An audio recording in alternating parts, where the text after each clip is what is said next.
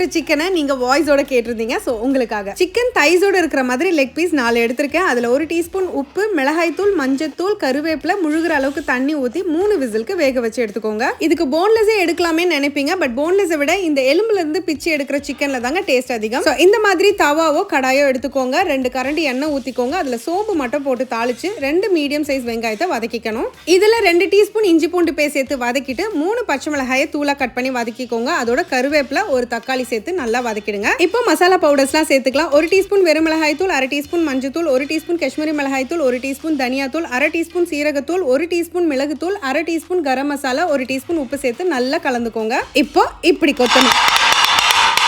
ஒரு 5 நிமிஷம் நல்லா வறுபடட்டும். இப்போ இதுல நம்ம வேக வச்ச தண்ணியை உள்ள சேர்த்துக்கணும். அதை சேர்த்தாதான் இதுக்கு டேஸ்டே கிடைக்குங்க. இந்த தண்ணி கறியோட சேர்ந்து வெந்து கொதிச்சு தண்ணி சுண்டி வரும்போது ஃபைனலி ஃப்ரெஷ்ஷா அரைச்ச 1 டீஸ்பூன் மிளகு தூள் சேர்த்துக்கோங்க. அது கூட கருவேப்பிலை, ஃப்ரெஷ்ஷா கட் பண்ண ஒரு வெங்காயத்தை சேர்த்து ஒரு முறை கொத்திக்கோங்க.